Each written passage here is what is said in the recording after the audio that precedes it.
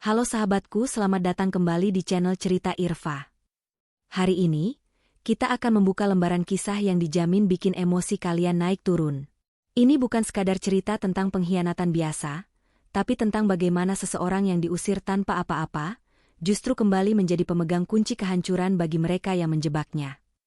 Siap-siap dibuat gregetan dengan rencana diam dan pembalasan cerdas dari Alia, yang diusir oleh Bu Nesi karena fitnah licik Sila. Sebelum kita mulai menyelami ketegangan bab 1, yuk, tunjukkan dukungan kalian. Jangan lupa tekan tombol like, subscribe ke channel Cerita Irfa, dan komen di bawah dengan format, nama, asal kota, hadir. Komen kalian sangat berarti untuk penyemangat kita. Yuk, kita mulai. Hawa dingin menyelimuti ruang tamu mewah itu, meskipun perapian elektrik memancarkan cahaya oranye yang hangat. Bau mint dari teh yang disajikan Sila tidak mampu menghilangkan ketegangan yang menggantung di udara.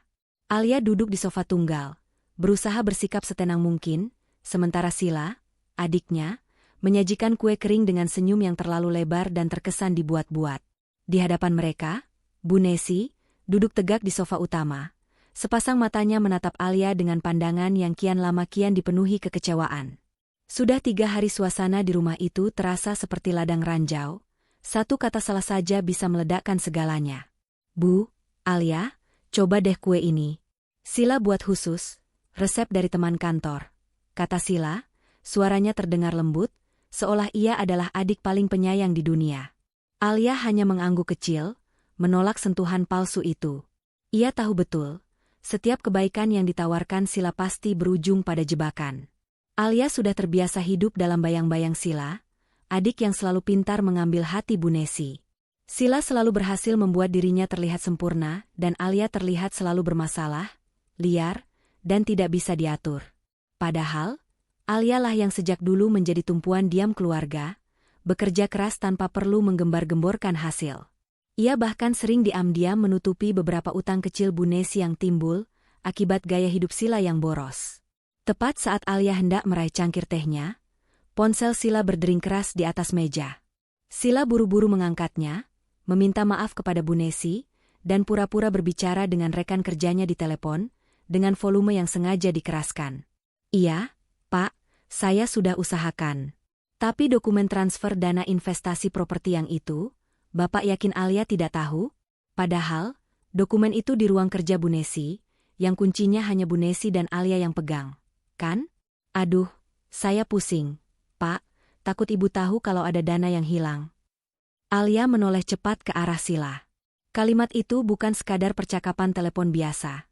Itu adalah pancingan yang mematikan. Alia tahu Sila tidak sedang berbicara dengan rekan kerja. Itu adalah rekaman suara yang sudah disiapkan, yang kini diputar di depan Bu Nesi. Bu Nesi memejamkan mata sejenak, urat di pelipisnya terlihat menegang. Isu tentang dana yang hilang untuk investasi properti memang sedang hangat dibicarakan Bu Nesi, dan kini, nama Alia disebut-sebut. Sila mengakhiri panggilan dengan wajah penuh kekhawatiran yang dibuat-buat, menatap Bu Nesi dengan mata berkaca-kaca. Maaf, Bu. Itu dari kantor. Ada masalah kecil, tapi, tidak apa-apa, Bu, Sila yang akan urus. Alia tidak ada hubungannya kok, kata Sila. Namun ada suaranya justru terdengar sangat meyakinkan bahwa Alialah yang harus disalahkan. Alia berdiri, merasa muak dengan drama yang tak berujung itu. Cukup, Sila. Sampai kapan kamu mau main drama seperti ini? Ibu, Alia tidak pernah menyentuh dokumen atau dana apapun yang bukan hak Alia. Kata Alia, mencoba menjelaskan, tetapi ia tahu bahwa kata-katanya sudah tidak memiliki bobot lagi. Kepercayaan Bu Nesi sudah lama dikikis oleh Sila. Cukup. Alia, bentak Bu Nesi, suaranya bergetar menahan amarah yang meletup-letup. Bu Nesi kini berdiri, menatap Alia dengan pandangan yang membuat hati Alia mencelos.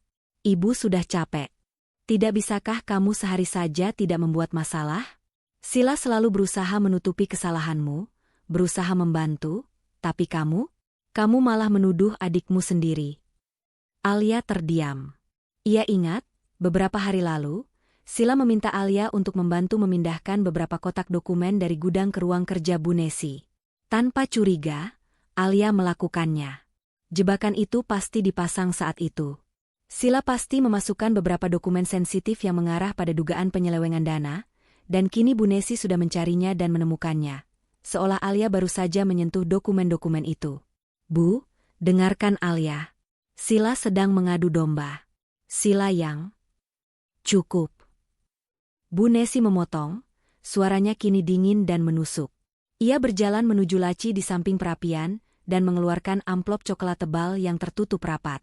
Amplop itu diletakkan di meja marmer, tepat di antara Alia dan Sila. Sila tersenyum kecil penuh kemenangan di balik punggung Bu Nesi, senyum yang hanya bisa dilihat Alia. Ibu sudah ambil keputusan. Kamu sudah dewasa, Alia. Kamu harus belajar bertanggung jawab atas perbuatanmu dan belajar hidup mandiri. Ibu tidak bisa lagi menoleransi semua ini. Bu Nesi menarik napas panjang. Sorot matanya kini dipenuhi kesedihan yang bercampur dengan keputusan bulat. Malam ini, kamu harus pergi dari rumah ini. Jantung Alia serasa berhenti berdetak. Pergi? Diusir? Setelah semua pengorbanan yang ia lakukan secara diam-diam untuk keluarga ini? Selama ini Alia memang tinggal di rumah itu karena ia ingin menjaga Bu Nesi. Ia ingin memastikan Bu Nesi baik-baik saja dan tidak sendirian. Ia bahkan menunda mimpinya untuk pindah keluar kota demi Bu Nesi. Ibu serius?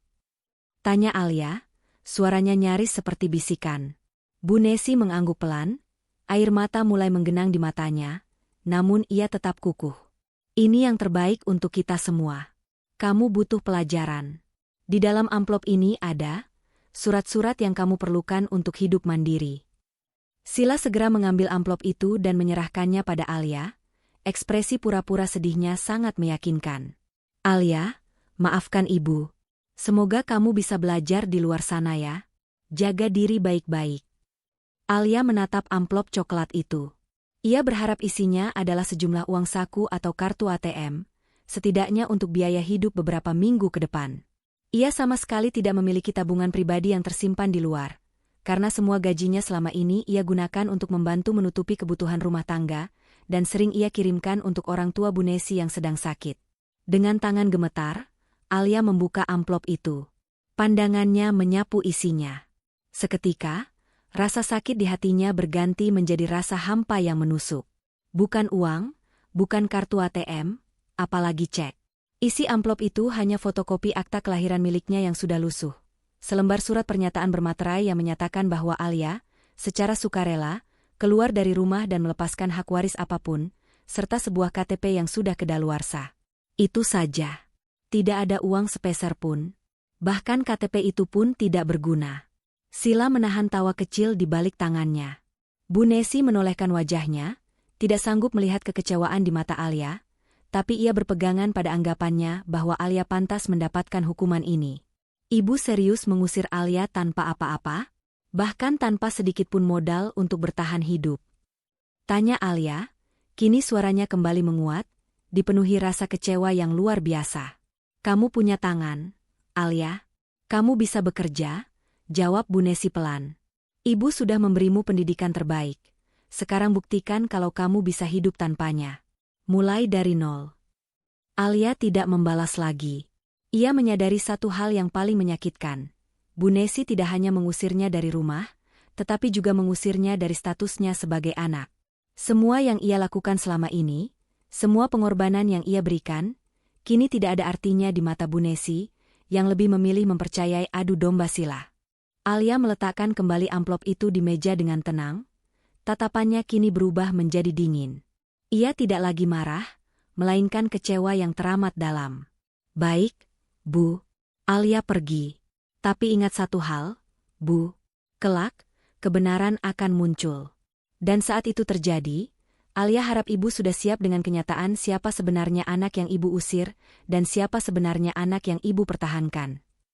Alia berbalik, mengambil jaket lusuh yang tergantung di dekat pintu, dan melangkah keluar tanpa menoleh lagi. Pintu kayu berukir itu tertutup di belakangnya dengan bunyi yang hening. Namun bagi Alia, bunyi itu terasa seperti guntur yang membelah jiwanya. Sila tersenyum puas dan segera memeluk Bu Nesi. Sudah, Bu. Jangan sedih. Sila di sini, Sila yang akan jaga ibu. Kita akan urus semua masalah dana itu bersama-sama, kata Sila, menyembunyikan kelegaan dan kemenangan di balik pelukan itu. Bu Nesi mengangguk, masih merasa sedih, tetapi lega karena masalah Alia sudah selesai, dan Sila, anak baiknya, akan mengurus semuanya. Di luar rumah, di bawah dinginnya lampu jalan, Alia berjalan tanpa arah. Jaketnya tidak cukup menghangatkan tubuhnya, dan perutnya kosong. Ia tidak punya uang sama sekali. Semua kartu banknya ada di rumah, dan ia yakin Sila sudah meminta Bu Nesi untuk memblokirnya, sama seperti skenario yang selalu Sila mainkan sejak dulu. Alia melihat bayangan dirinya terpantul di jendela sebuah toko yang tutup. Wajahnya pucat, matanya memancarkan tekad yang dingin. Ia tidak akan kembali untuk memohon. Ia tidak akan kembali untuk menangis. Ia akan kembali, tapi bukan sebagai Alia yang rapuh, melainkan sebagai kebenaran yang akan menghancurkan fondasi kebohongan Sila.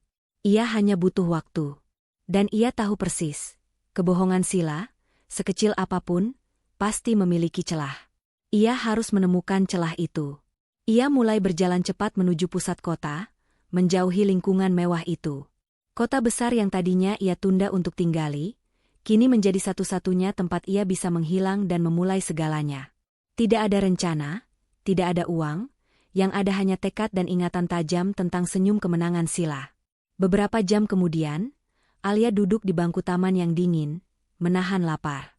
Tiba-tiba, ia teringat pada Pak Ben, pemilik warung makan sederhana langganan almarhum ayahnya dulu, yang pernah ia bantu secara finansial tanpa sepengetahuan Bu Nesi saat warungnya hampir bangkrut. Pak Ben adalah satu-satunya harapan yang terlintas di benaknya.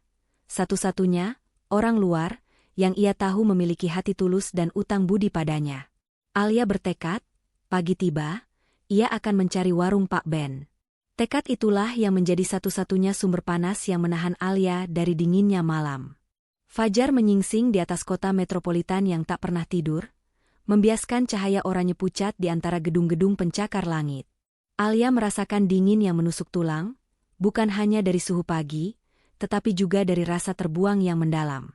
Ia menghabiskan sisa malam di taman kota, menyandarkan punggung ke bangku kayu yang beku. Kepalanya pusing karena lapar dan kurang tidur, namun tekadnya mengalahkan rasa sakit fisik. Ia tidak boleh sakit. Ia tidak boleh menyerah. Jika ia sakit atau menyerah, Sila dan Bu Nesi akan menang mutlak. Tujuan Alia hanya satu, menemukan warung makan barokah milik Pak Ben. Warung itu terletak jauh di kawasan pasar tradisional, tempat yang sangat berbeda dari lingkungan perumahan elit tempat Bu Nesi tinggal. Alia mulai berjalan kaki, mengandalkan ingatan lama dan beberapa papan penunjuk jalan. Kakinya terasa berat, tetapi bayangan wajah Bu Nesi yang penuh kekecewaan dan senyum kemenangan Sila terus mendorongnya maju. Setelah berjalan hampir 2 jam, ia tiba di sebuah gang sempit yang ramai dengan aktivitas pasar. Aroma bumbu dapur, kopi pekat, dan asap masakan langsung menyeruak, memicu rasa lapar yang luar biasa. Dan di ujung gang itu, ia melihatnya, sebuah warung sederhana dengan spanduk usang bertuliskan, warung makan barokah milik keluarga Ben. Alia ragu sejenak. Sudah lama sekali ia tidak mengunjungi tempat ini. Ia takut Pak Ben sudah melupakannya. Atau lebih buruk, enggan membantunya karena melihat kondisinya yang berantakan. Menguatkan hati, Alia melangkah masuk. Warung itu dipenuhi oleh pekerja pasar yang sedang sarapan. Di balik meja kasir, Pak Ben, dengan rambutnya yang mulai memutih dan senyum ramah yang tidak pernah hilang, sibuk melayani pembeli. Pak Ben. Panggil Alia pelan, suaranya serak. Pak Ben mendongak. Matanya yang ramah menyipit saat berusaha mengenali wajah di hadapannya. Ekspresinya yang tadinya ceria berubah menjadi terkejut dan sedikit khawatir. Alia? Ya Tuhan. Neng Alia? Kenapa kamu di sini? Dan kamu kenapa lusuh sekali, Neng? Alia tidak bisa menahan air matanya lagi. Begitu mendengar suara familiar yang tulus itu, dinding pertahanannya runtuh. Air mata yang ia tahan semalaman akhirnya mengalir deras. Pak Ben, tanpa banyak bertanya, segera menyerahkan urusan warung kepada istrinya, Bu Siti, dan menarik Alia ke sudut yang lebih sepi. Ada apa, Neng? Cerita pelan-pelan, kata Pak Ben, suaranya penuh kehangatan kebapakan. Alia menarik napas dalam-dalam, berusaha menenangkan diri. Ia menceritakan singkat perihal pengusirannya, tanpa perlu mendetailkan fitnah Sila. Ia hanya mengatakan bahwa Bu Nesi memintanya keluar untuk hidup mandiri, tanpa bekal apapun. Pak Ben mendengarkan dengan serius. Tentu saja, ia langsung curiga dengan kisah hidup mandiri, tanpa bekal sepeser pun itu. Pak Ben tahu betul siapa Alia. Alia adalah gadis yang selalu datang ke warungnya diam-diam, menyamar sebagai mahasiswi biasa, hanya untuk memastikan Pak Ben tidak menolak pinjaman lunak yang ia berikan bertahun-tahun lalu. Alia adalah penyelamat warung barokah. Neng Alia, ingat, hutang budi Pak Ben kepadamu itu besar sekali. Dulu, Neng Alia datang tiba-tiba, bilang ada donatur rahasia yang peduli pada pedagang kecil. Uang itu, yang Neng Alia bilang pinjaman ringan, itu yang menyelamatkan warung ini dari sitaan bank. Jadi, sekarang, jangan segan. Kamu datang ke orang yang tepat, kata Pak Ben dengan sungguh-sungguh. Bu Siti ikut mendekat, menatap Alia dengan rasa iba. Neng, kamu belum sarapan kan? Jangan bohong. Muka kamu pucat sekali. Alia menggeleng pelan, tidak bisa berkata-kata karena tersentuh oleh kebaikan tulus yang sudah lama tidak ia rasakan dari keluarganya sendiri. Sudah, kamu makan dulu. Habiskan. Jangan malu, ini rumahmu sekarang, ujar Bu Siti, menyajikan sepiring nasi hangat dengan lauk yang menggugah selera. Setelah makan dan merasa sedikit lebih baik, Pak Ben menawarkan bantuan yang tak ternilai harganya. Neng Alia, kamu bisa tinggal di kamar kecil di atas warung. Itu bekas gudang, tapi bersih dan layak. Kamu juga bisa bantu-bantu di warung. Kami butuh bantuan, dan kamu butuh tempat berlindung. Anggap saja kamu sedang KKN di sini, ya? Tapi jangan minta gaji dulu, Neng. Kita hitung saja ini sebagai ganti sewa dan makan. Alia menangis lagi, tapi kali ini air mata syukur. Pak Ben, Bu Siti, terima kasih. Saya tidak tahu harus bagaimana membalas kebaikan kalian. Tidak perlu dibalas, Neng. Ini sudah takdir Tuhan, balas Pak Ben. Hari-hari berikutnya, Alia menjalani kehidupan baru yang sangat jauh dari gemerlapnya rumah Bu Nesi. Ia kini dikenal sebagai Neng Alia di warung. Tugasnya membantu mencatat pesanan, menghitung tagihan, dan kadang-kadang mencuci piring. Warung barokah menjadi tempat persembunyiannya yang aman. Di balik kesibukan yang menguras tenaga, Alia merasa jiwanya lebih tenang. Ia menemukan kedamaian dalam kesederhanaan dan ketulusan, hal yang tidak pernah ia dapatkan dari Bu Nesi dan Sila.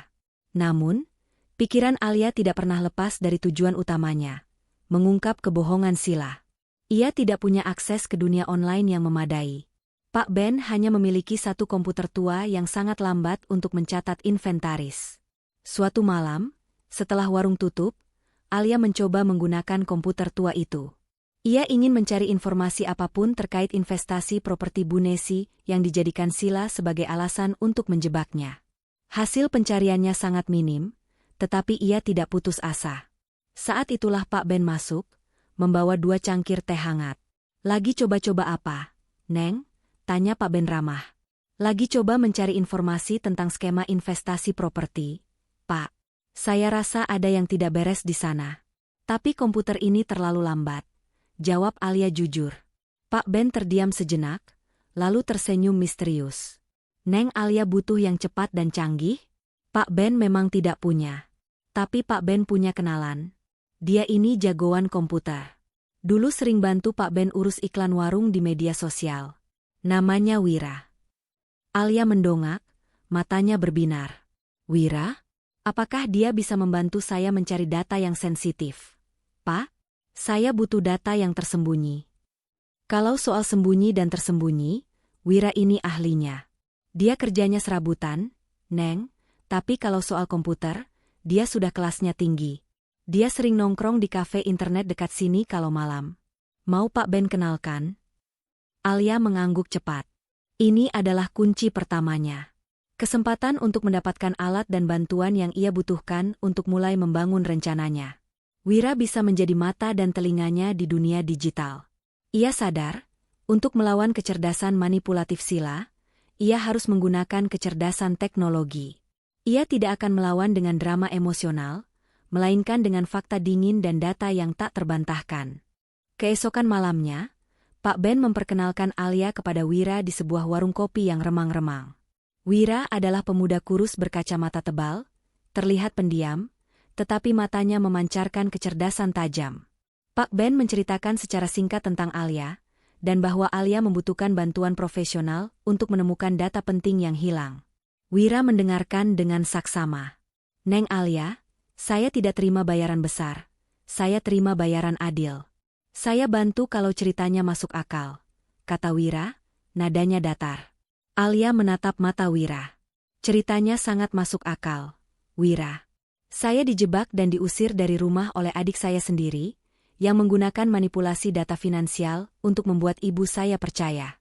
Saya tidak punya uang, tapi saya janji, begitu saya mendapatkan kembali hak saya, kamu akan menjadi orang pertama yang mendapatkan bayaran yang sangat adil." Wira tersenyum kecil. "Saya tidak butuh uang, Neng Alia. Saya butuh cerita. Saya butuh data yang menarik, yang bisa saya bedah. Saya suka tantangan. Dan saya benci orang yang main curang menggunakan data." "Saya setuju, Neng Alia. Kita mulai dari mana?" Alia merasa ada energi baru mengalir dalam dirinya. Ia tidak sendirian lagi. Ia sudah menemukan dua sekutu tulus. Pak Ben yang memberinya perlindungan fisik, dan Wira yang memberinya kunci menuju dunia digital Sila. "Kita mulai dari kelemahan terbesar Sila, Wira," kata Alia, suaranya mantap. "Sila sangat ambisius dan suka dipuji. Ia pasti memiliki proyek mulia yang bisa jadi merupakan sumber kejahatan finansialnya. Kita cari celah dari proyek amal yang ia banggakan di depan Bu Nesi. Di sana pasti ada server yang bisa kita masuki." Wira mengangguk, mengeluarkan laptop usang dari tas ranselnya, dan seolah-olah permainan telah dimulai. Malam itu, di tengah hiruk pikuk pasar yang mulai sepi, Alia dan Wira mulai merencanakan langkah balasan pertama mereka, sebuah rencana yang tidak melibatkan teriakan atau air mata, melainkan keheningan data digital yang mematikan. Alia tahu, ia sedang membangun rencana besar. Ia tidak akan langsung menyerang Bu Nesi. Ia akan membiarkan Sila jatuh karena kejahatannya sendiri, sehingga Bu Nesi tidak punya pilihan selain melihat kebenaran yang sesungguhnya. Beberapa hari telah berlalu sejak pertemuan Alia dengan Wira. Malam-malam Alia kini tidak lagi dihabiskan untuk meratapi nasib di gudang kecil warung barokah, melainkan untuk menyusun strategi di kedai kopi internet 24 jam yang terletak beberapa blok dari pasar. Pak Ben memberinya sedikit uang kas untuk biaya kopi dan sesi hacking rahasia ini, meskipun Alia berjanji akan menggantinya berkali-kali lipat.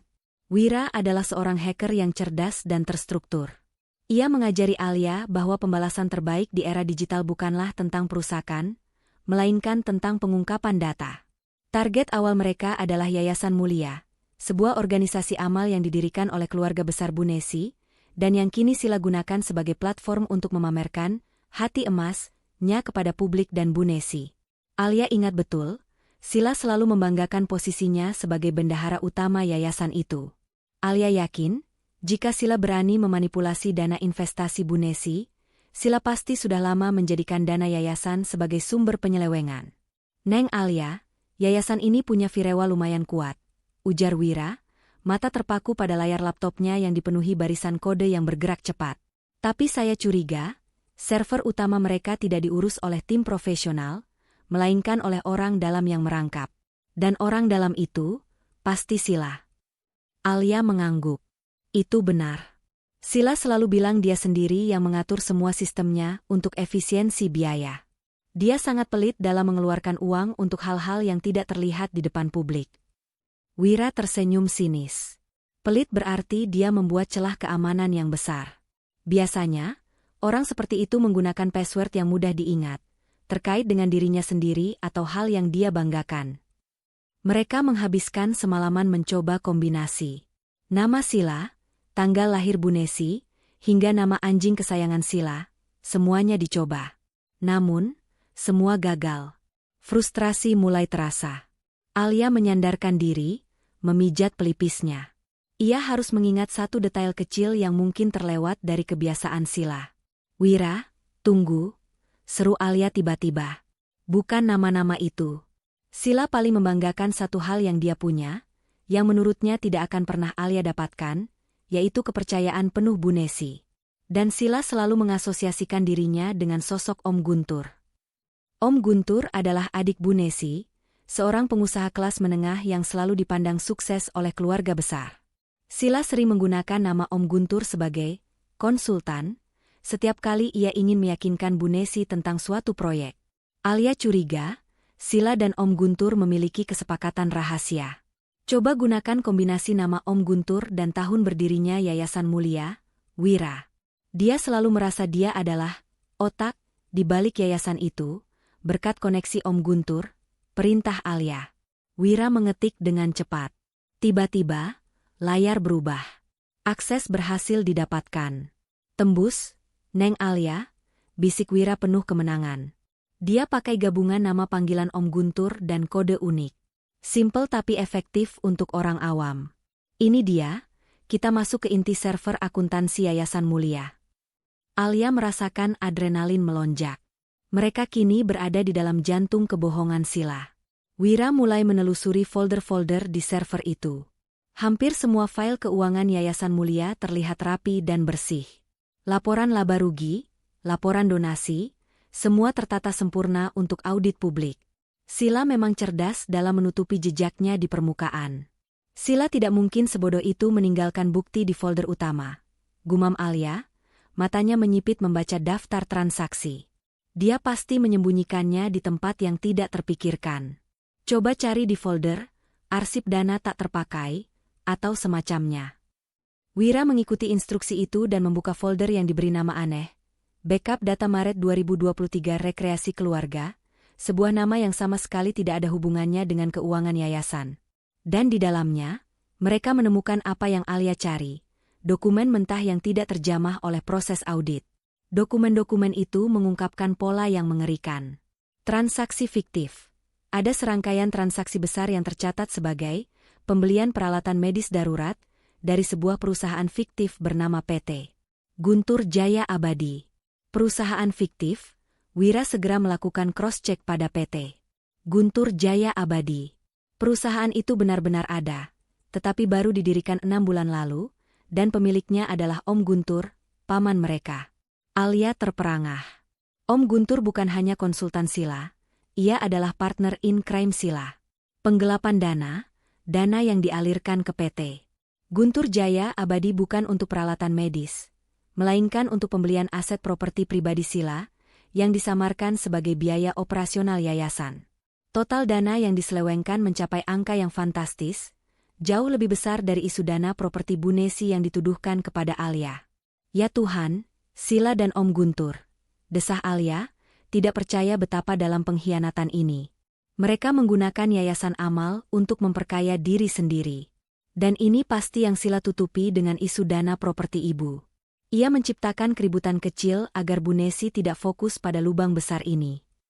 Wira segera mengunduh dan membuat salinan digital dari semua data sensitif itu, termasuk bukti transfer, invoice palsu dari PT Guntur Jaya Abadi, dan semua korespondensi rahasia antara Sila dan Om Guntur yang ditemukan di dalam server tersebut.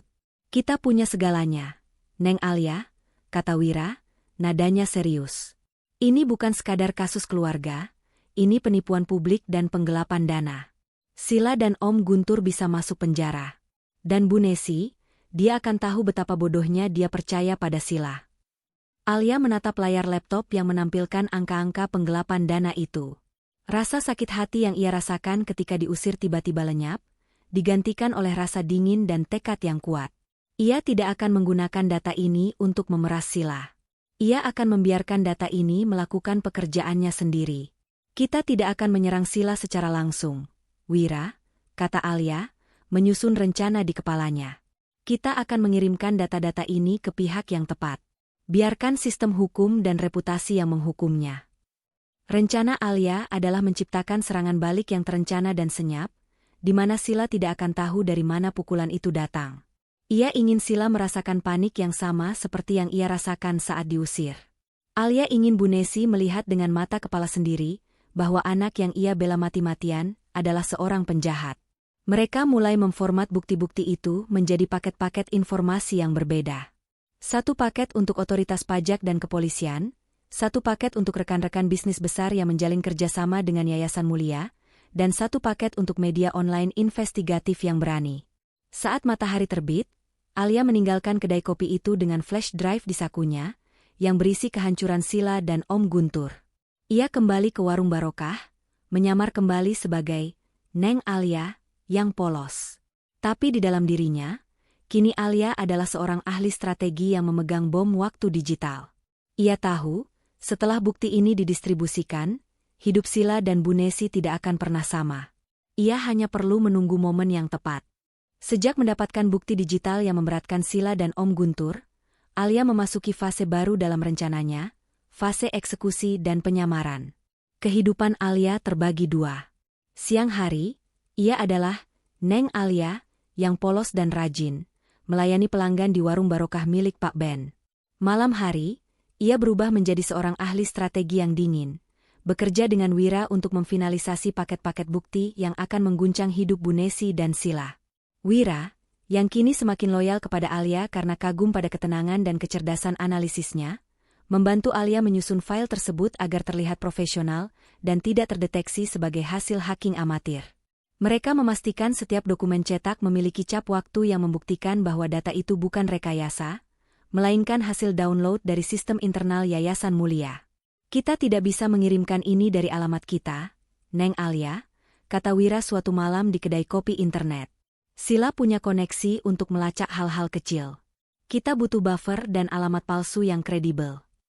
Alia mengangguk setuju. Ia harus menciptakan jarak antara dirinya yang sekarang dan kejatuhan Sila di masa depan. Alia mengeluarkan rencana yang sudah ia susun di kepalanya. Wira, saya ingat, Bu Nesi punya kenalan lama, seorang pengacara. Pengacara ini dulu sering menangani kasus-kasus sensitif. Bu Nesi pernah bercerita bahwa pengacara ini pindah keluar kota dan jarang dihubungi lagi. Kita akan gunakan namanya sebagai pengirim, Wira. Buat alamat email baru atas nama pengacara itu, dan kirimkan semua file digital ke kantor berita investigatif. Alia tahu bahwa menggunakan nama orang yang dipercayai Bu Nesi akan membuat Sila dan Bu Nesi semakin panik dan bingung. Mereka akan berpikir bahwa pengungkapan ini datang dari jaringan lama yang mereka abaikan, bukan dari Alia yang mereka usir dan anggap tidak berdaya. Setelah Wira berhasil membuat identitas online palsu yang meyakinkan, Alia beralih ke tugas yang lebih tradisional namun krusial, pengiriman fisik. Bukti-bukti yang telah dicetak rapi itu dimasukkan ke dalam beberapa amplop tebal berwarna biru. Warna biru dipilih Alia karena itu adalah warna kesukaan Sila, sekaligus warna logo Yayasan Mulia. Sentuhan psikologis kecil ini, Alia harap, akan semakin menekan mental Sila. Amplop-amplop ini harus dikirimkan serentak. Wira. Pada hari yang sama, jam yang sama, perintah Alia. Saya tidak mau ada jeda waktu yang memungkinkan Sila bereaksi dan menutupi jejak. Amplop itu dibagi menjadi 3 kategori target utama. Amplop biru pertama, ditujukan kepada Ketua Dewan Pengawas Yayasan Mulia dan Otoritas Pajak. Ini berisi bukti-bukti hard copy transaksi fiktif, invoice dari PT Guntur Jaya Abadi, dan rincian alokasi dana amal yang diselewengkan. Pukulan pertama ini bersifat legal, memastikan Sila akan menghadapi konsekuensi hukum yang nyata. Amplop biru kedua, ditujukan kepada 3 rekan bisnis utama yang berinvestasi besar di Yayasan Mulia, karena kepercayaan mereka pada nama baik Bu Nesi. Ini berisi ringkasan bukti penggelapan, cukup untuk membuat mereka menarik semua investasi mereka secara serentak. Pukulan kedua ini bersifat finansial, mengeringkan sumber daya Sila. Amplop biru ketiga, ditujukan kepada media online investigatif yang terkenal berani. Ini berisi narasi ringkas dan semua lampiran bukti, siap dipublikasikan untuk konsumsi publik. Pukulan ketiga ini bersifat reputasional, memastikan kehancuran nama baik Sila di mata masyarakat dan Bu Nesi. Alia menyusun strategi pengiriman yang rumit. Ia tidak bisa pergi ke kantor pos terdekat, karena ia khawatir dikenali oleh tetangga lama yang mungkin mengunjungi pasar. Akhirnya, Pak Ben datang menawarkan bantuan sekali lagi. Neng Alia, Bapak punya teman lama, supir truk antar kota. Dia sering mampir ke kota-kota besar. Bapak bisa minta dia yang mengirimkan amplop-amplop ini dari kota yang jauh. Jadi, tidak ada yang bisa melacaknya kembali ke sini, usul Pak Ben dengan mata berbinar. Alia sangat terharu dengan loyalitas Pak Ben. Terima kasih banyak, Pak. Hanya Bapak yang bisa saya percaya untuk hal sepenting ini. Maka, 2 hari kemudian, Pak Ben pergi subuh-subuh untuk menemui temannya. Sementara itu, Alia tetap fokus pada peran gandanya. Ia menyajikan kopi kepada pelanggan warung, sambil sesekali memeriksa berita online tentang pergerakan Sila.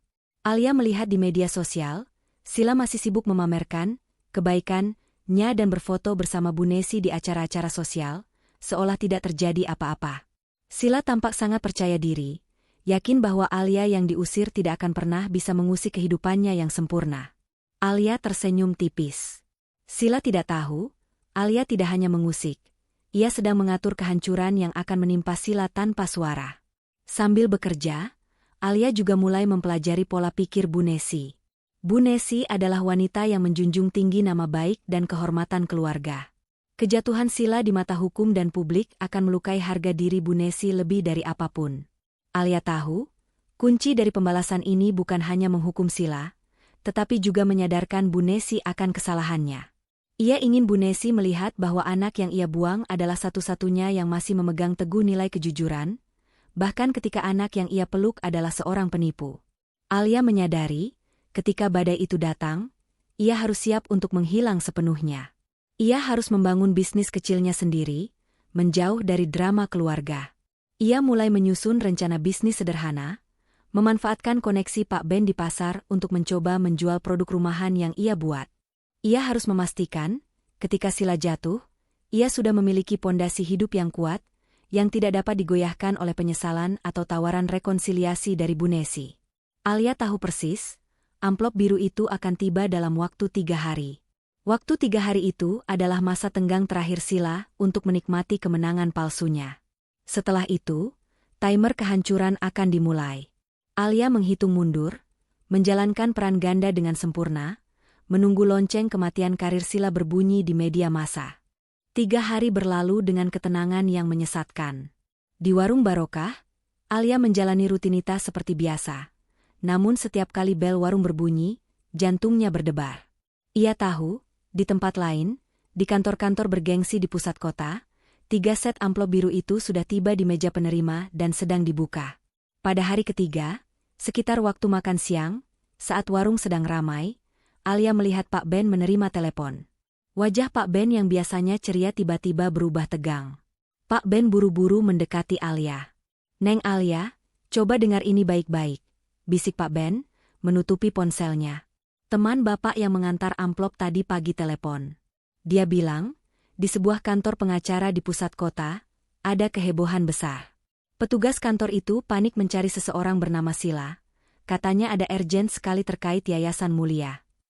Alia mengangguk, sorot matanya tetap tenang, tetapi ada percikan api di dalamnya.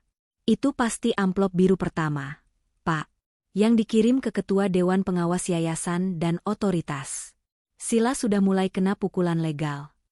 "Ya Tuhan, sebegitu cepatnya?" gumam Pak Ben. "Ini baru permulaan, Neng." Sore itu, Alia berhasil mendapatkan sedikit waktu luang untuk memeriksa berita online melalui laptop Wira. Belum ada berita besar yang dipublikasikan oleh media investigatif. Namun Alia tahu, media biasanya menunggu konfirmasi dari sumber resmi sebelum meledakkan berita. Namun, di platform media sosial, sudah ada desas-desus. Rekan-rekan bisnis Sila mulai membuat unggahan samar tentang integritas dan kepercayaan yang dikhianati. Beberapa investor besar yang selama ini menjadi donatur utama Yayasan Mulia, mulai menghapus foto-foto mereka bersama Sila. Gejolak itu sudah dimulai, perlahan namun pasti. Di rumah mewah Bu Nesi, suasana sudah berubah total. Ketenangan palsu Sila mulai terkoyak. Pagi itu, Sila menerima email dari 3 perusahaan besar, investor utama Yayasan Mulia. Semua email itu berisi surat pemutusan kerjasama yang mendadak dan seragam. Alasannya samar, perubahan kebijakan internal dan isu integritas manajemen. Sila panik. Kehilangan 3 investor besar sekaligus adalah bencana finansial bagi proyek yang sedang ia kerjakan dan juga memengaruhi reputasinya di mata Bu Nesi, yang sangat bangga dengan koneksi Sila. Sila segera menelepon Om Guntur, suaranya bergetar. "Om, kita dalam masalah. 3 investor besar cabut semua. Mereka pasti tahu sesuatu tentang PT Guntur Jaya Abadi, Om. Siapa yang berani membocorkannya? Om Guntur, yang juga sedang menghadapi pertanyaan mendadak dari petugas pajak terkait perusahaannya yang baru berdiri, ikut kalut. Mana mungkin? Dokumen kita sangat aman. Kau yakin itu bukan pekerjaan Alia? Anak itu pasti dendam. Sila tertawa sinis. Alia? Om, Alia diusir tanpa sepeser pun. Dia mungkin sedang mengemis di jalanan. Mana mungkin dia bisa menembus sistem kita? Ini pasti orang dalam, Om. Ketegangan di antara Sila dan Om Guntur mulai muncul. Mereka mulai saling menyalahkan, padahal mereka tidak tahu bahwa pukulan itu datang dari Alia yang mereka anggap tak berdaya. Sore harinya, Bu Nesi pulang ke rumah dengan wajah cemas. Ia baru saja ditelepon oleh Ketua Dewan Pengawas Yayasan Mulia, yang bertanya tentang dokumen transfer dana ke PT Guntur Jaya Abadi. Ketua Dewan Pengawas itu meminta Sila untuk datang ke kantor dan memberikan klarifikasi segera, dengan nada yang sangat serius. Sila, ada apa ini? Ketua Dewan menelepon ibu, katanya ada masalah serius dengan dana yayasan dan perusahaan Om Guntur. Ibu tidak mengerti. Kamu bilang semuanya aman, desah Bu Nesi, duduk kelelahan di sofa. Sila, yang tadinya sedang berjalan mondar-mandir panik di ruang tamu, langsung mengubah ekspresinya menjadi wajah korban. Bu, itu pasti jebakan. Ada orang yang iri pada kesuksesan kita. Mereka sengaja menciptakan dokumen palsu. Ibu tahu kan, Sila sudah berusaha sekeras ini untuk yayasan. Sila tidak akan pernah berkhianat pada ibu. Bu Nesi bimbang. Di satu sisi, ia sangat percaya pada Sila. Di sisi lain, nada suara Ketua Dewan Pengawas tadi terdengar sangat meyakinkan. Bu Nesi memandang Sila yang tampak ketakutan, dan insting keibuannya mengambil alih. Ia harus melindungi Sila. Baik, ibu akan hubungi pengacara keluarga kita. Kamu jangan khawatir, Sila. Kita akan buktikan bahwa itu semua palsu, ujar Bu Nesi, berusaha menenangkan diri sendiri dan Sila. Namun, saat Bu Nesi hendak menghubungi pengacara lama keluarga, Sila tiba-tiba teringat sesuatu. Amplop biru ketiga yang dikirimkan Alia kepada media investigatif juga sudah mulai membuahkan hasil. Saat memeriksa ponselnya, Sila melihat sebuah link berita dari media online investigatif muncul di salah satu grup chat rekan kerjanya. Judulnya menusuk, Skandal Amal, dana donasi ratusan juta diduga dialirkan ke perusahaan fiktif milik keluarga inti pengurus Yayasan Mulia. Sila segera mengklik link itu. Isi berita itu memuat rincian transaksi, info fiktif, dan nama PT Guntur Jaya Abadi, persis seperti data yang disalin oleh Alia dan Wira. Walaupun nama Sila tidak disebut secara eksplisit, foto Sila bersama Om Guntur di acara yayasan terpampang jelas di bagian atas berita, dengan keterangan, pengurus utama dan rekan bisnis yayasan. Sila merasakan tenggorokannya tercekat. Jantungnya berdebar kencang. Ini bukan lagi desas-desus, ini adalah pukulan telak di ranah publik. Ia tahu, Alia tidak mungkin melakukan ini sendirian. Tetapi bagaimana bisa data rahasia di server pribadinya bisa bocor? Sila, ada apa? Kenapa kamu pucat sekali? Tanya Bu Nesi, kaget melihat Sila tiba-tiba terdiam, gemetar, dan wajahnya membiru. Sila buru-buru menyembunyikan ponselnya. Tidak ada, Bu. Hanya tekanan kerja. Berita yang tidak penting, Bu. Jangan khawatir. Namun, Bu Nesi sudah curiga. Ia melihat ponsel Sila yang cepat-cepat disembunyikan. Kekhawatiran Bu Nesi bukan lagi tentang Sila yang difitnah, melainkan tentang kemungkinan bahwa ada yang disembunyikan Sila. Alia, yang ia usir, tidak pernah berkelakuan panik seperti ini. Alia selalu tenang, bahkan saat diusir. Sila, ibu butuh kejujuranmu. Ada apa? Kamu berbohong pada ibu? Tanya Bu Nesi, suaranya mengandung ancaman dan kecurigaan yang semakin kuat. Sila terpojok, terpaksa berbohong lagi. Tidak, Bu. Berita itu hanya gosip murahan. Mereka sengaja mengaitkan Sila. Sila janji, besok Sila akan urus ini. Sekarang, ibu harus tenang, jangan sampai ibu jatuh sakit karena ulah orang jahat itu. Malam itu, untuk pertama kalinya sejak Alia diusir, tidur Bu Nesi tidak nyenyak. Ia dihantui oleh ketenangan Alia saat pergi dan kepanikan Sila saat ini. Pertanyaan-pertanyaan mulai muncul di benaknya. Apakah Alia benar? Apakah Sila memang menyembunyikan sesuatu yang besar? Sementara itu, di warung Barokah, Alia sedang menyantap hidangan malamnya bersama Pak Ben dan Bu Siti. Alia sudah membaca berita online itu. Ia tahu timer sudah berbunyi nyaring. Pak Ben, Bu Siti, kata Alia tenang. Sebentar lagi, akan ada badai besar di sana. Saya tidak ingin Ibu Nesi dan Sila tahu di mana saya berada. Saya harus benar-benar menghilang. Saya akan fokus mengembangkan bisnis kecil saya di sini. Saya akan buat mereka terkejut, bukan karena saya kaya raya, tapi karena saya tidak lagi peduli dengan kehancuran mereka. Alia sadar, pertempuran terbesar kini beralih dari ranah data digital ke ranah psikologis Bu Nesi.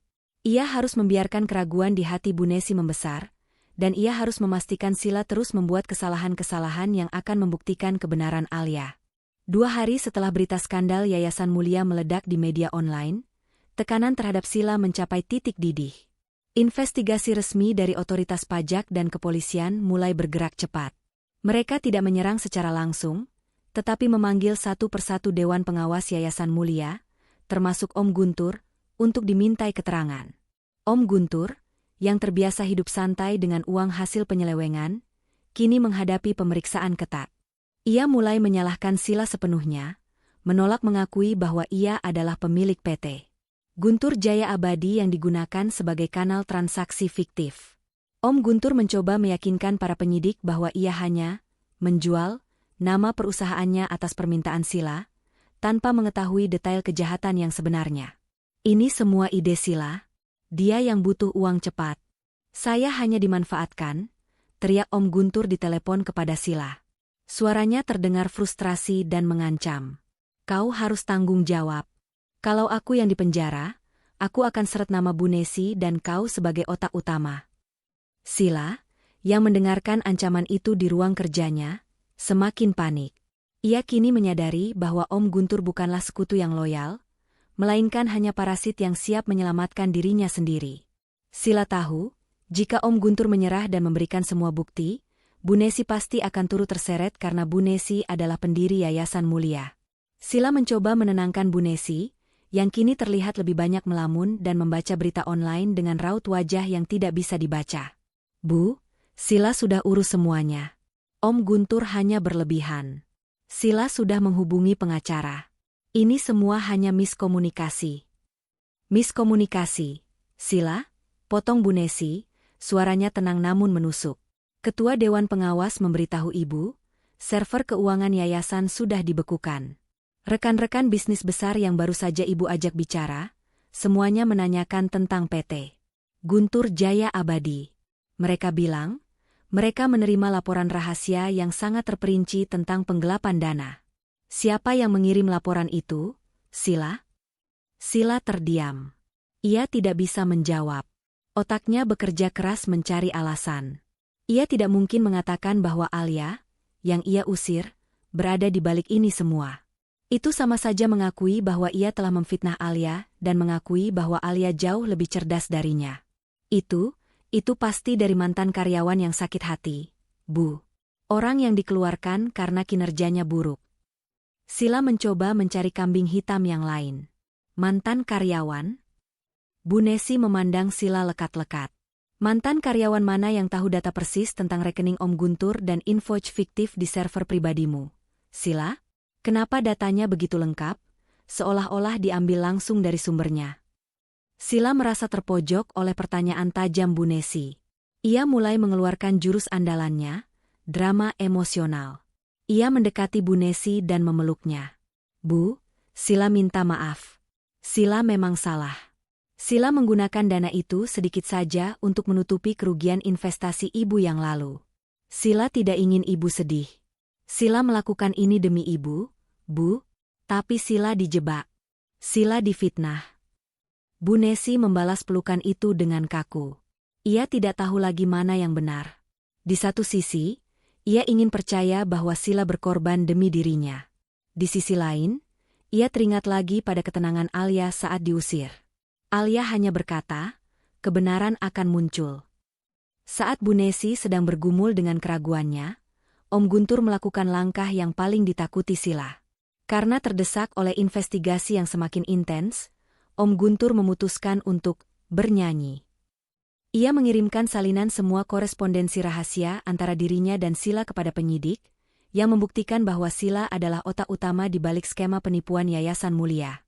Om Guntur berharap dengan menjadi whistleblower, hukumannya akan diringankan. Sila belum tahu tentang pengkhianatan Om Guntur. Ia justru sedang sibuk mengatur pertemuan rahasia dengan beberapa klien lama yang masih bisa ia manipulasi. Ia berencana meminjam sejumlah besar uang tunai, dengan dalih krisis likuiditas sementara, agar ia bisa menutupi lubang keuangan Yayasan Mulia sebelum audit hukum datang. Sementara Sila dan Bu Nesi diselimuti ketegangan dan kebohongan, Alia dan Wira sedang merayakan kemajuan rencana mereka dengan sepiring nasi goreng spesial buatan Bu Siti. Hebat, Neng Alia. Om Guntur sudah mulai putus asa. Pengacara yang ia hubungi tadi pagi adalah kenalan Pak Ben. Dia bilang Om Guntur sudah mengakui semuanya, dia hanya menunggu waktu untuk ditahan. Lapor Wira, matanya bersinar penuh kekaguman. Alia tersenyum puas. Om Guntur adalah mata rantai terlemah, Wira. Dia tidak punya integritas untuk menanggung kejahatan Sila. Sekarang, semua akan mengarah ke Sila. Tapi Sila tidak akan diam. Dia pasti akan mencoba membuat keributan yang lebih besar untuk mengalihkan perhatian Bu Nesi. Apa langkah Neng Alia selanjutnya? Tanya Wira. Langkah selanjutnya adalah menghilang. Kita sudah menanam bomnya, Wira. Sekarang, kita harus lari dari ledakannya, jawab Alia.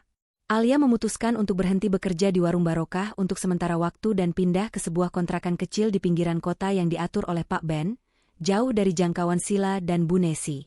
Ia harus benar-benar menghilang, tidak meninggalkan jejak, sehingga ketika Bu Nesi mulai mencari Alia untuk membandingkan cerita, Alia sudah tidak ditemukan.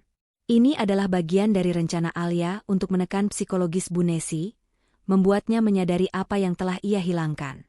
Sebelum pergi, Alia hanya meninggalkan satu pesan untuk Pak Ben. Jika suatu hari nanti ada seseorang yang mencari Alia dengan wajah panik dan penuh penyesalan, tolong bilang, Alia sudah menemukan keluarga dan kehidupannya sendiri, dan ia tidak membutuhkan lagi orang yang meragukan kejujurannya. Dengan dukungan Pak Ben dan Wira yang tetap menjadi mata dan telinganya, Alia kini mengisolasi dirinya, fokus pada pengembangan bisnis kecilnya yang sederhana. Ia mulai memasarkan produk-produk kerajinan tangan sederhana yang ia buat di warung Barokah ke pasar online. Alia ingin menunjukkan bahwa ia benar-benar bisa mandiri, bukan dengan mencuri, melainkan dengan kerja keras dan integritas. Sementara Alia sibuk membangun, Sila sedang sibuk menutupi. Sila tidak tahu, jaring hukum yang dibuat Alia sudah mulai menutup, dan Bu Nesi semakin jauh dari rasa percaya. Pukulan terakhir hanya tinggal menunggu waktu. Seminggu telah berlalu sejak Om Guntur memberikan keterangan memberatkan kepada penyidik. Tekanan hukum terhadap Sila kini terasa begitu kuat, hingga Bu Nesi tidak bisa lagi menutup mata.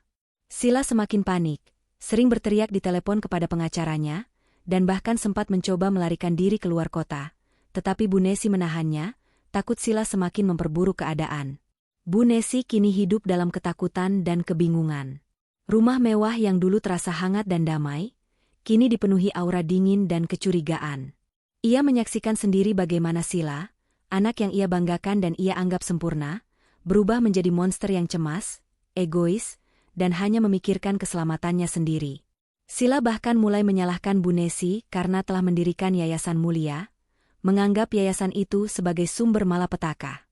Puncak keraguan Bu Nesi terjadi ketika salah satu anggota Dewan Pengawas Yayasan Mulia yang jujur, datang berkunjung. Anggota dewan tersebut, seorang wanita parubaya bernama Ibu Tati, datang bukan untuk menuntut, melainkan untuk memberikan peringatan. Bu Nesi, saya datang sebagai teman lama, kata Ibu Tati dengan nada prihatin. Dokumen yang kami terima itu sangat rapi. Ini bukan fitnah. Dana Yayasan Mulia benar-benar dialirkan ke PT Guntur Jaya Abadi yang ternyata milik adik ibu, Om Guntur. Dan semua transaksi itu ditandatangani dan diotorisasi oleh Sila. Tidak, Sila bilang itu rekayasa. Sila bilang dia dijebak oleh mantan karyawan. Seru Bu Nesi, mencoba mempertahankan sisa-sisa kepercayaannya. Ibu Tati menggeleng pelan. Bu Nesi, Sila berbohong. Kami menemukan korespondensi antara Sila dan Om Guntur yang membuktikan bahwa mereka merencanakan ini sejak awal. Dan yang paling menyakitkan, Bu Nesi, kami menemukan surat anonim yang memberikan semua bukti ini. Surat ini ditulis dengan niat untuk melindungi nama baik ibu dan yayasan dari kehancuran total, bukan untuk menghukum Sila. Siapapun yang mengirimkan surat ini, dia sangat menyayangi keluarga ibu. Mendengar kata, melindungi nama baik ibu, hati Bu Nesi berdesir. Ia teringat Alia. Hanya Alia, anak yang ia usir, yang selalu berjuang di belakang layar untuk melindungi keluarganya tanpa meminta pengakuan.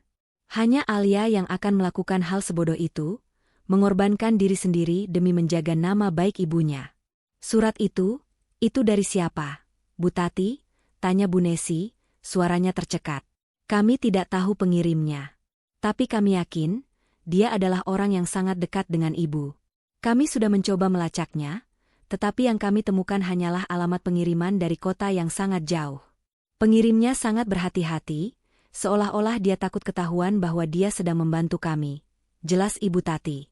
Bu Nesi, renungkan baik-baik. Siapa di keluarga ini yang rela menjauh dan berkorban diam-diam, sementara yang lain sibuk mencari pujian dan keuntungan? Ibu Tati kemudian meninggalkan Bu Nesi sendirian dengan jutaan pertanyaan dan penyesalan yang mendalam. Bu Nesi kini menghadapi fakta pahit. Anak yang ia anggap pembawa masalah ternyata adalah penyelamat rahasia, dan anak yang ia pertahankan ternyata adalah penipu yang menghancurkan semua yang telah ia bangun. Bu Nesi kini kalut. Ia ingin mencari Alia. Ia ingin meminta maaf, membandingkan cerita, dan menguji kejujuran Alia untuk terakhir kalinya. Ia harus menemukan Alia sebelum terlambat. Sila. Telepon Alia. Suruh dia pulang. Perintah Bu Nesi dengan suara gemetar saat Sila masuk ke ruang tamu. Sila menatap Bu Nesi dengan pandangan aneh. Bu, Alia kan sudah ibu usir. Nomornya pasti sudah dia ganti. Lagi pula, kenapa ibu tiba-tiba mencari Alia? Jangan-jangan Alia yang merencanakan semua ini. Dia dendam pada kita. Sila mencoba mengalihkan perhatian, menanamkan racun kecurigaan terakhir. Diam, Sila, bentak Bu Nesi, suaranya sangat keras, membuat Sila terkejut. Ibu tidak percaya lagi padamu. Sekarang, ibu hanya ingin bicara dengan Alia. Kamu harus menemukan Alia. Ibu tidak akan tenang sampai ibu tahu kebenarannya. Sejak saat itu, dimulailah pengejaran yang sia-sia. Bu Nesi memaksa Sila untuk menggunakan semua koneksinya, termasuk koneksi teman-teman kantor lama Alia, untuk mencari keberadaan Alia. Sila, yang sebenarnya tidak ingin Alia ditemukan karena takut kebohongannya akan terbongkar, terpaksa ikut mencari, tetapi ia melakukannya dengan setengah hati. Sila menyebarkan cerita palsu di antara rekan-rekan lama Alia, bahwa Alia hilang karena depresi setelah diusir. Namun, pencarian itu tidak membuahkan hasil. Ponsel Alia sudah nonaktif sejak hari ia diusir. Teman-teman lama Alia hanya tahu bahwa Alia adalah orang yang sangat tertutup dan tidak pernah menceritakan masalah pribadinya. Bu Nesi bahkan mencoba menghubungi Bank Alia untuk melacak transaksi terakhir Alia. Namun, karena Alia memang tidak memiliki uang sepeser pun saat diusir dan kartu-kartunya sudah diblokir, tidak ada jejak finansial yang bisa ditemukan. Alia benar-benar menghilang. Keraguan Bu Nesi kini berubah menjadi penyesalan yang menggerogoti. Ia mencari-cari barang-barang peninggalan Alia di kamarnya yang kini kosong. Kamar itu rapi, bersih, tidak ada tanda-tanda kekacauan, seperti yang selalu Sila tuduhkan. Ia menemukan sebuah buku harian lama Alia. Bu Nesi membacanya dan menemukan banyak catatan tentang Alia yang diam-diam bekerja lembur untuk membayar biaya pengobatan kakek dan nenek, orang tua Bu Nesi, tanpa memberitahu Bu Nesi, dan Alia yang menunda keinginannya untuk kuliah S2, demi membantu Bu Nesi secara finansial. Semua pengorbanan itu, semuanya dilakukan diam-diam, tanpa Sila ketahui. Air mata Bu Nesi jatuh membasahi halaman buku harian itu. Ia menyadari, Sila selalu memamerkan kepeduliannya, sementara Alia membuktikan kepeduliannya. Bu Nesi telah menukar anak yang tulus dengan anak yang licik. Keputusan yang ia ambil di malam pengusiran itu, kini terasa seperti kesalahan fatal yang tidak termaafkan. Bu Nesi akhirnya berhadapan dengan Sila di ruang makan yang dingin. Sila, ibu tahu kamu berbohong. Ibu sudah membaca buku harian Alia. Ibu sudah mendengar semua penjelasan dari Ibu Tati. Kamu yang menghancurkan Yayasan Mulia, dan kamu yang menjebak Alia. Sila, yang kini sudah kehabisan akal dan pertahanan, hanya bisa terdiam dengan wajah pucat. Ia tahu, kebohongannya sudah terbongkar sepenuhnya di mata Bu Nesi. Ia kini tidak memiliki siapa-siapa lagi, bahkan Bu Nesi sudah tidak ada di sisinya. Kamu harus menghadapi konsekuensinya. Sila, kata Bu Nesi, suaranya sudah tidak mengandung amarah, melainkan kesedihan yang mendalam. Kamu sudah merusak nama baik keluarga kita dan mengusir satu-satunya anak yang benar-benar peduli. Sekarang, Ibu ingin kamu keluar dari rumah ini. Ibu tidak mau melihatmu lagi sebelum semua masalah ini selesai. Sila, dengan seluruh harga dirinya runtuh, terpaksa meninggalkan rumah mewah itu. Bu Nesi duduk sendirian di ruang tamu yang besar, merasa hampa. Ia kini kehilangan kedua anaknya dalam waktu singkat. Ia tidak tahu di mana Alia berada, dan ia telah mengusir Sila yang kini harus menghadapi tuntutan hukum. Ia hanya bisa berharap Alia suatu hari nanti memaafkannya. Ia tidak tahu bahwa Alia sedang mengamati semua keruntuhan ini dari jauh, menunggu momen yang tepat untuk melancarkan kejutan terakhirnya. 1 bulan telah berlalu sejak Sila diusir oleh Bu Nesi. Dalam kurun waktu itu, kehidupan Sila benar-benar hancur. Dituduh melakukan penggelapan dana publik dan penipuan, Sila menghadapi tuntutan hukum yang serius. Rekan-rekan bisnisnya menjauh, dan ia tidak memiliki tempat tinggal tetap. Ia terpaksa menumpang di rumah Om Guntur, namun hubungan mereka sangat dingin, dipenuhi saling tuduh dan kebencian. Om Guntur juga terpuruk, reputasinya hancur, dan perusahaannya yang fiktif telah disita. Sementara itu, Bu Nesi hidup dalam kesendirian yang menyiksa. Ia menghabiskan hari-harinya di rumah mewah yang terasa kosong, dikelilingi oleh penyesalan yang mendalam. Ia terus mencari Alia melalui koneksi lama dan bahkan menyewa detektif swasta, tetapi Alia seolah menghilang di telan bumi. Bu Nesi kini tahu bahwa anak yang ia butuhkan dan yang ia cintai dengan tulus adalah Alia. Di tengah kekacauan itu, Alia justru sedang membangun fondasi kehidupannya yang baru. Di kontrakan kecilnya, ia dan Wira telah mendirikan sebuah e-commerce kecil yang menjual produk kerajinan dan makanan ringan yang diproduksi oleh Pak Ben dan komunitas pedagang kecil di pasar. Bisnis itu diberi nama Cahaya Terbuang, sebuah nama yang merujuk pada dirinya yang dulu terbuang, tetapi kini memancarkan cahaya untuk orang lain. Wira mengurus aspek digital dan pemasaran, sementara Alia fokus pada kualitas produk dan jaringan. Berkat kejujuran dan etos kerja Alia yang luar biasa, bisnis Cahaya Terbuang berkembang pesat. Mereka tidak hanya menghasilkan uang, tetapi juga menciptakan lapangan kerja bagi banyak orang di komunitas pasar. Pak Ben dan Bu Siti adalah 2 orang yang paling bangga melihat bagaimana Alia, yang dulu diusir tanpa apa-apa, kini menjadi sosok penggerak ekonomi. Suatu sore, saat Alia sedang meninjau pesanan di kontrakan, ponselnya yang baru berdering. Itu adalah Wira. Neng Alia, Bu Nesi dan Sila sedang dalam masalah besar. Pengacara Sila gagal membuat kesepakatan. Kasus penggelapan dana ini akan segera disidangkan, dan media akan meliput habis-habisan, lapor Wira dengan suara tegang. Biarkan saja, Wira. Biarkan Sila menghadapi apa yang harus dia hadapi, jawab Alia dengan suara datar. Bukan itu saja, Neng. Pengacara Bu Nesi mencari Neng Alia. Mereka mau Neng Alia bersaksi di sidang, bukan untuk membela Sila, tapi untuk membersihkan nama Bu Nesi dari keterlibatan di Yayasan Mulia. Mereka mau Neng Alia mengatakan bahwa Neng Alia yang mengirimkan bukti ke yayasan itu demi nama baik Bu Nesi. Dengan kata lain, mereka mau Neng Alia kembali dan menjadi pahlawan di mata Bu Nesi. Alia terdiam sejenak. Keinginan terbesar Bu Nesi sekarang adalah mendapatkan kembali nama baiknya dan mendapatkan Alia kembali. Permintaan ini adalah kesempatan emas Alia untuk tampil kembali, bukan sebagai anak yang meminta maaf, tetapi sebagai sosok yang memiliki kendali penuh atas situasi. Tolong hubungi pengacara itu secara anonim. Wira, perintah Alia. Katakan pada mereka, saya bersedia bersaksi. Tapi dengan satu syarat, saya hanya akan bersaksi pada satu momen yang saya tentukan sendiri. Dan saya tidak ingin bertemu Bu Nesi atau Sila sebelum momen itu tiba. Jika syarat ini dilanggar, saya akan menghilang selamanya. Pengacara Bu Nesi sangat antusias dan setuju tanpa pikir panjang. Mereka hanya ingin Alia muncul dan menyelamatkan reputasi kliennya. Mereka tidak menyadari bahwa mereka baru saja memberikan Alia kunci panggung untuk kejutan terbesarnya. Alia mulai mempersiapkan penampilan puncaknya. Ia memutuskan bahwa ia tidak akan muncul di pengadilan yang penuh drama dan air mata. Ia ingin menghadapi Bu Nesi dan Sila di tempat yang paling intim dan menyakitkan bagi mereka, rumah mewah itu sendiri. Dengan bantuan Wira, Alia menyusun rencana. Alia meminta pengacara Bu Nesi untuk mengatur pertemuan keluarga yang mendesak di rumah mewah itu, dengan dalih, pertemuan terakhir, sebelum sidang dimulai, dan mengatakan bahwa Alia akan hadir untuk memberikan pengakuan penting. Bu Nesi, yang putus asa, langsung setuju.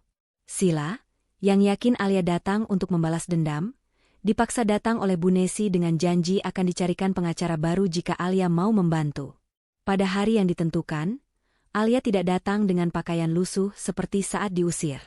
Ia datang dengan penampilan baru. Alia mengenakan pakaian kerja yang rapi dan elegan, hasil kerja kerasnya di Cahaya Terbuang. Penampilannya memancarkan aura kesuksesan yang tenang dan kemandirian yang kuat. Bu Nesi sudah menunggu dengan tegang di ruang tamu. Di sana juga ada Sila, yang dipaksa duduk diam di sofa, wajahnya kuyu dan penuh ketakutan. Pintu dibuka oleh asisten rumah tangga yang disewa Bu Nesi. Alia melangkah masuk. Detik itu, suasana di ruang tamu langsung membeku. Bu Nesi terperangah.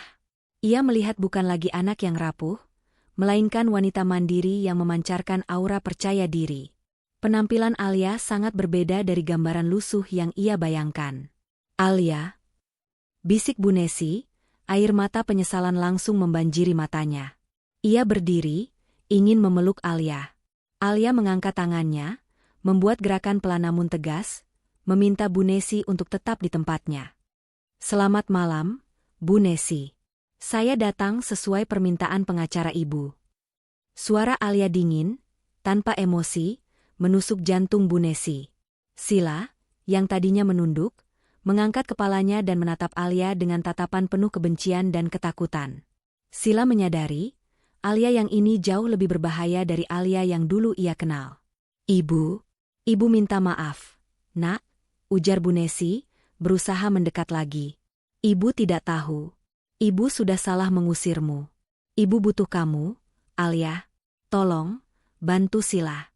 Demi Ibu. Tolong bersaksi bahwa kamu yang mengirimkan bukti itu karena kamu ingin menyelamatkan kami."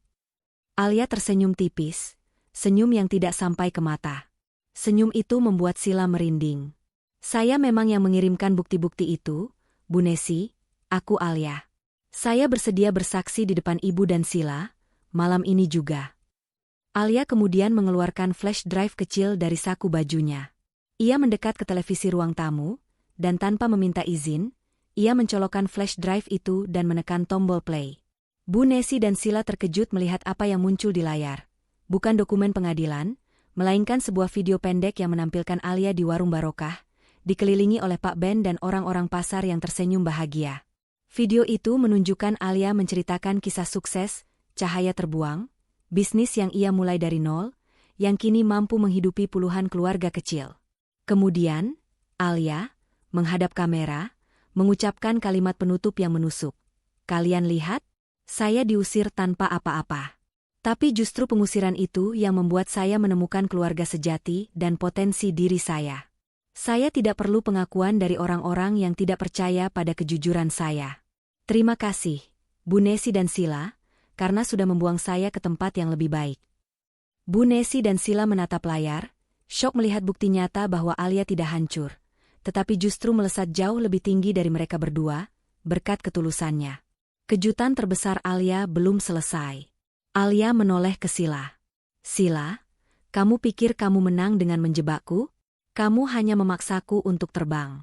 Sekarang, kamu akan melihat kejutan terakhirku, yang akan mengakhiri semua drama ini." Ruangan tamu mewah itu kini diselimuti keheningan yang mematikan, hanya terdengar suara Alia yang tenang. Bu Nesi menatap layar televisi yang masih menampilkan screenshot dari bisnis, Cahaya Terbuang, milik Alia. Sementara Sila mengepalkan tangan di sampingnya, wajahnya memerah karena amarah dan rasa malu yang luar biasa. Video itu bukan kejutan terakhirku, Bu Nesi. Itu hanya pembukaan, kata Alia, memecah keheningan. Ia kini berdiri tegak di tengah ruangan, memandang Bu Nesi dan Sila dengan pandangan yang dingin dan penuh kuasa. Bu Nesi, yang sudah tersiksa oleh penyesalan, hanya bisa terisak pelan. Alia, ibu sudah tahu ibu salah. Ibu sudah minta Sila keluar. Ibu sangat menyesal. Nak, tolong, bantu ibu menghadapi kasus ini. Ibu tidak ingin nama baik ayahmu ikut hancur. Sila, yang merasa terpojok, melompat dari sofa. Berhentilah bersandiwara, Alia. Kamu sengaja kembali untuk membalas dendam. Kamu ingin menghancurkan kami. Alia menatap Sila lekat-lekat. Matanya menyiratkan kelelahan atas drama yang tak berujung itu. Kamu salah, Sila. Aku tidak perlu menghancurkanmu. Kamu sudah menghancurkan dirimu sendiri. Aku hanya perlu memastikan tidak ada lagi kebohongan yang bisa kamu gunakan untuk menipu Bu Nesi atau orang lain. Alia berjalan menuju meja kopi marmer, meletakkan tas tangannya, dan mengeluarkan 2 amplop tebal. Kedua amplop itu berwarna krem, bersih, dan tampak sangat resmi. Ini adalah kejutan terakhirku, ujar Alia, suaranya kini penuh penekanan. Amplop pertama ini datang dari kantor Kejaksaan Tinggi. Alia mendorong amplop pertama ke hadapan Sila. Sila membukanya dengan tangan gemetar. Begitu membaca isinya, mata Sila melebar, napasnya tercekat. Amplop itu berisi surat panggilan pemeriksaan lanjutan dengan status tersangka, terkait dugaan penggelapan dana publik dan penipuan yang melibatkan PT Guntur Jaya Abadi. Di bagian bawah surat itu, tertulis bahwa bukti-bukti yang memberatkan diperoleh dari sumber terpercaya yang sangat terperinci dan kredibel. Sila langsung ambruk kembali ke sofa. Mereka sudah punya bukti lengkap, bisik Sila, wajahnya pucat pasi. Om Guntur pasti sudah berkhianat. Alia mengangguk. Ya, Om Guntur sudah berkhianat. Begitulah cara kerja orang-orang yang tidak punya integritas, Sila. Tapi kamu belum melihat kejutan utamanya. Amplop kedua, ini untuk Bu Nesi. Bu Nesi mengambil amplop kedua, tangannya bergetar hebat. Ia berpikir itu adalah surat dari bank atau pengacara yang menuntut ganti rugi. Bu Nesi perlahan membuka amplop itu. Isinya adalah selembar sertifikat dengan kop resmi, bukan dari bank, melainkan dari lembaga donatur utama Yayasan Mulia. Bu Nesi membaca isinya. Matanya menyapu deretan kata-kata dan angka. Tubuhnya menegang, rasa syok yang lebih besar daripada sebelumnya menghantam dirinya. Amplop itu berisi surat keputusan pengangkatan dan surat keterangan donatur resmi. Surat itu menyatakan bahwa untuk periode 3 tahun ke depan, Yayasan Mulia telah mendapatkan donatur baru yang berkomitmen mendanai penuh seluruh kegiatan amal yayasan, sekaligus melunasi semua kerugian finansial yang disebabkan oleh skandal penggelapan. Di baris paling bawah surat itu, tercantum nama resmi donatur dan penanggung jawab dana, PT Cahaya Terbuang Berkah, dengan nama pendirinya, Alia Nindya Widiarti. Alia, bisik Bu Nesi, air matanya kini bercampur dengan rasa tak percaya. Kamu yang menyelamatkan yayasan ini? Kamu yang melunasi semua kerugian Sila? Ya, Bu Nesi, jawab Alia, tatapannya kini berubah menjadi belas kasihan. Bisnis yang ibu anggap remeh, Cahaya Terbuang, kini sudah berkembang pesat berkat kejujuran dan kepercayaan yang saya bangun. Saya menjadi donatur utama, dan saya melunasi semua hutang dan kerugian yayasan, bukan untuk Sila, tetapi untuk nama baik ayah yang ibu khawatirkan, dan untuk ribuan orang yang membutuhkan di Yayasan Mulia. Sila, yang mendengar pengakuan itu, tersentak. Ia menoleh ke arah Alia. Rasa malu dan kekalahan yang ia rasakan jauh lebih besar daripada rasa takutnya pada penjara. Alia, yang ia usir tanpa uang sepeser pun, kini kembali sebagai penyelamat yang mampu melunasi semua kejahatannya. Alia kemudian mendekati Bu Nesi dan Sila. Ia tidak memeluk Bu Nesi. Ia hanya berdiri di antara mereka, mengambil napas panjang. Bu Nesi, saya sudah melaksanakan peran saya sebagai anak. Saya sudah mengusir kejahatan dari rumah ini, dan saya sudah membersihkan nama baik keluarga. Sekarang, saatnya saya pergi, untuk selamanya. Alia menoleh ke Sila, matanya kini menusuk. Sila, kamu akan menghadapi proses hukum. Itu adalah konsekuensi dari kebohonganmu. Aku tidak akan memaafkanmu, karena kamu tidak pernah menunjukkan penyesalan sejati. Dan aku tidak akan membantu pengacaramu. Aku hanya akan bersaksi di pengadilan bahwa kamu adalah penipu yang telah merusak keluarga dan amal. Kata-kata Alia yang dingin itu menampar Sila dengan keras. Sila, yang selama ini hidup dalam kepalsuan dan ambisi, tidak pernah menyangka akan dikalahkan oleh ketulusan yang murni dan kemampuan finansial yang dibangun dari keringat, bukan dari penipuan. Sila, yang mentalnya sudah runtuh akibat pengusiran Bu Nesi, tekanan hukum, dan kini kejutan finansial dari Alia, tidak bisa lagi menahan beban kegagalannya. Ia merasakan pusing yang luar biasa, diikuti oleh pandangan mata yang kabur. Ia mencoba meraih pegangan sofa, tetapi tubuhnya ambruk ke lantai ruang tamu yang dingin. Sila pingsan. Bu Nesi berteriak histeris, antara panik melihat Sila pingsan dan syok dengan kejutan besar dari Alia. Di tengah kekacauan itu, Alia tidak bergerak. Ia membiarkan Bu Nesi yang panik menangani Sila sendirian. Alia menatap Bu Nesi untuk terakhir kalinya, matanya menunjukkan rasa kasihan, bukan lagi cinta. Saya sudah selesai, Bu Nesi. Jaga diri ibu baik-baik. Jangan pernah lagi percaya pada kebohongan dan penampilan palsu. Alia berbalik, mengambil tasnya, dan melangkah keluar dari rumah itu. Kali ini, ia pergi bukan sebagai anak yang diusir, melainkan sebagai wanita mandiri yang memegang kunci kehidupan dan kehancuran orang-orang yang pernah menyakitinya. Ia menutup pintu itu perlahan, mengakhiri semua drama yang pernah ada di hidupnya. Pintu rumah mewah itu tertutup perlahan, meninggalkan Bu Nesi sendirian di tengah kekacauan. Sila masih tergeletak pingsan di lantai, tubuhnya ambruk karena syok dan tekanan mental yang tak tertahankan. Bu Nesi, setelah terdiam beberapa saat, akhirnya bergerak. Ia memanggil ambulans untuk Sila dan pengacara untuk mengatur masalah hukum yang semakin rumit. Di saat yang sama, ia merasakan dinginnya kenyataan merambat di tulang. Alia benar-benar pergi, kali ini untuk selamanya, membawa serta sisa-sisa harapan Bu Nesi.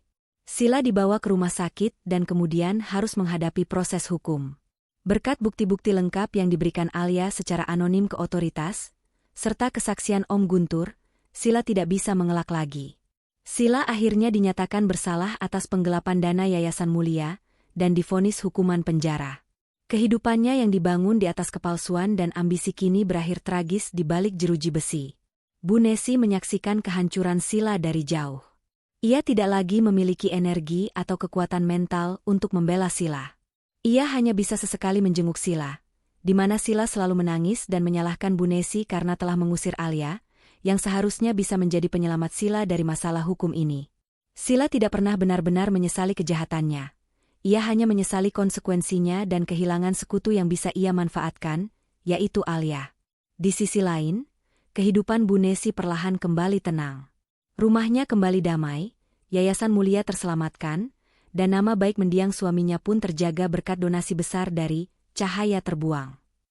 Namun, kedamaian itu terasa hampa. Bu Nesi hidup dalam kesendirian yang pahit, dikelilingi oleh kemewahan yang tidak berarti. Suatu hari, Bu Nesi mencoba mencari warung barokah milik Pak Ben. Setelah menemukan alamatnya dan berjalan jauh, ia tiba di warung yang ramai itu. Ia melihat Pak Ben dan Bu Siti tersenyum ramah, sibuk melayani pelanggan. "Pak Ben," panggil Bu Nesi dengan suara rendah. "Saya Bu Nesi, ibunya Alia."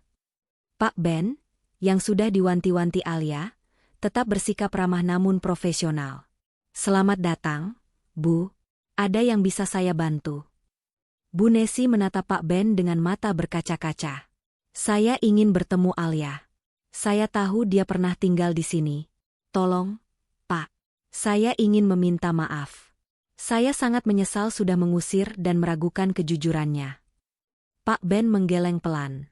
"Neng Alia sudah tidak tinggal di sini, Bu. Dia sudah pindah ke tempat yang lebih besar. Dia sekarang sibuk dengan perusahaannya, Cahaya Terbuang Berkah. Saya tahu dia sukses, Pak. Dia donatur utama yayasan saya," kata Bu Nesi, menahan isak tangisnya.